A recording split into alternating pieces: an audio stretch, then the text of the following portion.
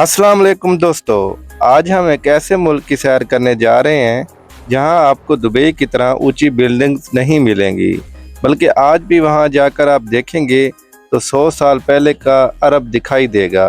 इस मुल्क में आज 2023 में भी ऊंची इमारतें नज़र नहीं आएंगी। इस मुल्क में आपको हिस्ट्री और आसार कदीमा नज़र आएंगे। दुनिया का सबसे बड़ा जादूगर क्या इस मुल्क में था और इसका नाम क्या था? दुनिया में सबसे पहले बनाई जाने वाली जन्नत क्या इस मुल्क में थी और किस बादशाह ने बनाई थी? वादी जिन क्या है? दुनिया की सबसे बड़ी सहाबा कराम की कब्र भी इस मुल्क में मौजूद है और इनका नाम क्या है? आज की इस वीडियो में बहुत सी दिलचस्प और हैरान कुन बातें आपको बताएंगे। आज हम बात करने जा रहे हैं ओमान की। वीडियो को शुरू करने से पहले नए आने वाले दोस्तों से गुजारिश है कि हमारे चैनल को सब्सक्राइब कर लें, बेल बटन को भी ज़रूर दबाएं ताकि नए आने वाली वीडियो आपको मिलती रहे। चलें हम वीडियो का आगाज़ करते हैं। ओमान, जिसे मस्कत भी कहा जाता है, ओमान का अगर ऑफिशियल नेम देखा जाए तो इसका नाम सल्तनत ऑफ ओमान है। ओमान का कुल रकबा 3,90,500 मुरबा किलोमीटर पर मौजूद है। इसका ज़्यादातर रकबा पहाड़ी और मैदानी इलाकों पर मुश्तमिल है। ओमान एक अरब मुल्क है। जैसे अरब मुल्कों में बेशुमार गर्मी पड़ती है, इसी तरह ओमान में भी बेशुमार गर्मी पड़ती है। एक रिपोर्ट के मुताबिक गर्मी की शिद्दत से रोड पे लगे हुए साइन बोर्ड भी पिघल जाते हैं। ओमान का सबसे बड़ा शहर मस्कत है। अगर इसे एक तरह से सूबा भी कहा जाए तो गलत ना होगा। ओमान में सबसे ज़्यादा आबादी भी मस्कत शहर में पाई जाती है। ओमान का दूसरा बड़ा शहर सलाला है, जो दुनिया का कदीम तरीन शहरों में से शहर है। इस शहर में जाकर आपको कई हज़ार साल पहले का अरब याद आ जाएगा। ओमान की सबसे बड़ी यूनिवर्सिटी सुल्तान कबूस यूनिवर्सिटी है, जो ओमान के शहर मस्कत में मौजूद है। इस यूनिवर्सिटी को 1986 में कायम किया गया। ओमान के लोग निहायत सादा हैं, जो नीचे बैठकर खाना पीना पसंद करते हैं। इनका लिबास ओमानी कंदूरा और सर पर रंग बिरंगी टोपी या रंग बिरंगा साफा होता है।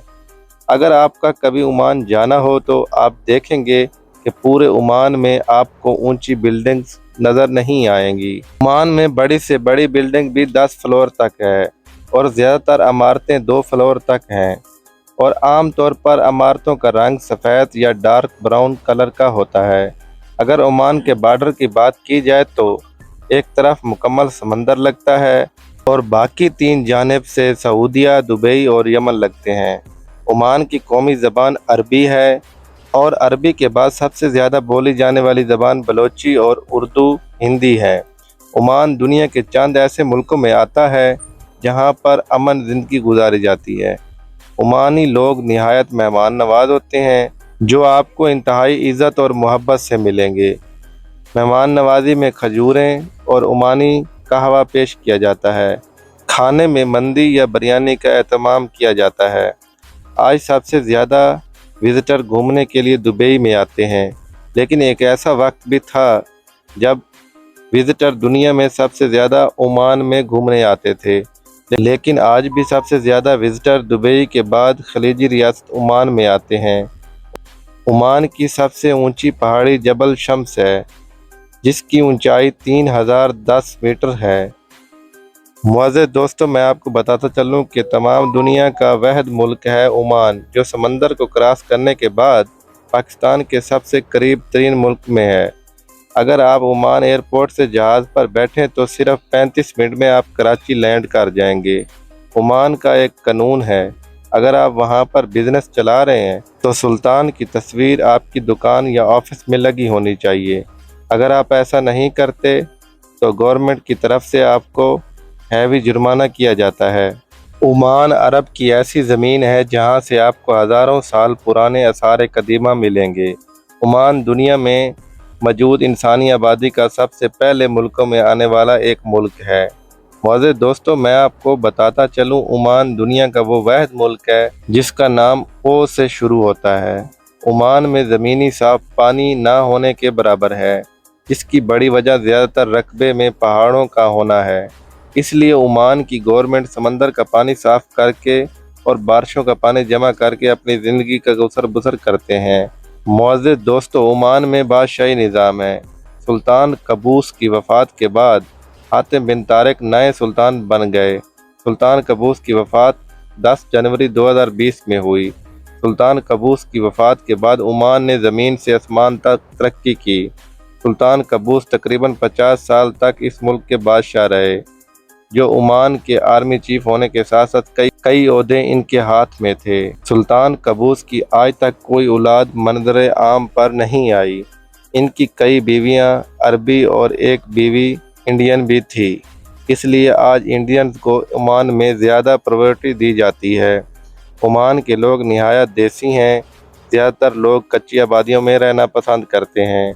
عمان میں آپ کو دور دور تک سبزہ نظر نہیں آئے گا، البتہ روڈوں کے سائٹوں پر کھجوروں کے درخت اور ہاتھ سے لگایا ہوا کچھ سبزہ ضرور نظر آئے گا۔ عمان میں آپ کو حضرت معوذ بن عذوبہ رضی اللہ تعالی عنہ کا مزار بھی ملے گا۔ معزز دوستو، آپ کو بتاتا چلوں کہ دنیا کا سب سے بڑا جادوگر سامری جادوگر بھی عمان میں ہی موجود تھا۔ عمان کے شہر صلالہ میں آج بھی اس کا محل موجود ہے، جو سامری محل کے نام سے مشہور ہے۔ اس محل میں جانے کی کسی کو اجازت نہیں۔ عمان کی عورتیں آج بھی لمبے عبائے پہنتی ہیں، جن سے ان کے قدموں کے نشان مٹتے رہتے ہیں۔ ان کا کہنا ہے کہ سامری جادوگر عورتوں کے پاؤں سے ان کی مٹی اٹھاتا اور ان پر جادو کرتا تھا، اور اس جادو سے یہ عورتیں اس کے قابو میں آ جاتی تھیں، پھر ان سے جو چاہے وہ کام لیتا۔ اس طرح وہ رسم و رواج اور وہ روایات اس طرح چلتی آ رہی ہے۔ اسی وجہ سے آج بھی عمان کی عورتیں عبائے کو پیچھے سے لمبا رکھواتی ہیں، جن سے ان کے پیچھے قدموں کے نشان مٹتے رہتے ہیں۔ عمان کی کرنسی عمانی ریال ہے، جو دنیا کی تیسری سب سے مضبوط ترین کرنسی ہے۔ ایک عمانی ریال پاکستانی 771 روپے کے برابر ہے اور انڈین روپیز میں 216 کے برابر ہے۔ پورے عمان میں آپ کو ٹرانسپورٹ کا ایک وسیع نظام ملے گا۔ بہترین ٹیکسی، بہترین بس سسٹم آپ کو پورے عمان میں ملے گا۔ عمان میں میٹرو یا ٹرین کا سسٹم موجود نہیں ہے۔ عمان میں سب سے زیادہ کھیلے جانے والا کھیل اونٹوں اور گھوڑوں کی ریس ہے۔ ایک رپورٹ کے مطابق عمان دنیا میں سب سے بہترین گھوڑوں کی نسل کو بھی ایکسپورٹ کرتا ہے۔ یہاں کے گھوڑے پوری دنیا میں مانے جاتے ہیں۔ عمان کی 90% آبادی مسلمان ہیں، باقی عیسائی اور دوسرے مذہب سے تعلق رکھتے ہیں۔ معزز دوستو، قوم آج بھی عمان کے شہر صلالہ میں آباد تھی، جس کے آثار آج بھی صلالہ میں موجود ہیں۔ اس کے علاوہ شداد بادشاہ کی جنت بھی صلالہ میں موجود ہیں، جس کے آثار آج تک بھی صلالہ میں موجود ہیں۔ صلالہ ایک انتہائی پرانا شہر ہے۔ سامری جادوگر کا محل بھی صلالہ میں موجود ہے۔ وہاں آپ کو جانے کی اجازت تو نہیں، لیکن آپ دور سے دیکھ سکتے ہیں اور پکچرز بھی بنا سکتے ہیں۔ اس کے علاوہ حضرت اویس قرنی رضی اللہ تعالی عنہ کا بھی مزار مبارک صلالہ میں موجود ہے۔ صلالہ میں حضرت عمران کی قبر مبارک بھی موجود ہے۔ اس کے علاوہ حضرت ایوب علیہ السلام کا مزار اور وہ چشمہ جہاں سے ان کو شفا ملی تھی، وہ بھی موجود ہے۔ صلالہ میں وادی جن بھی موجود ہیں، جہاں آپ بند گاڑی کھڑی کر دیں تو وہ خود بخود چلنے لگ جائے گی اور گاڑی کم از کم 40 کلومیٹر فی گھنٹے کی رفتار پکڑ لے گی۔ معزز دوستو، آپ کو بتاتا چلوں کہ قوم سمود بھی عمان کی سرزمین پر موجود تھی، جس پر اللہ تعالیٰ نے عذاب بھیجا اور وہ ختم کر دی گئی۔ پورے صلالہ میں آپ کو ایسے مقامات ملیں گے جو آثار قدیمہ اور ہسٹری سے بھرے پڑے ہیں، اور زیادہ تر آپ کو اسلامک ہسٹری سے بھرے ہوئے آثار ملیں گے۔ صلالہ میں ایک ایسا موسم بھی آتا ہے جب ہلکی ہلکی بارشیں ہوتی ہیں اور پورے صلالہ میں سبزہ ہی سبزہ ہو جاتا ہے۔ اس موسم میں دوسرے ملکوں سے بھی لوگ آتے ہیں۔ اور دوستو، یہ تھی آج کی ہماری دلچسپ اور انفارمیٹیو ویڈیو۔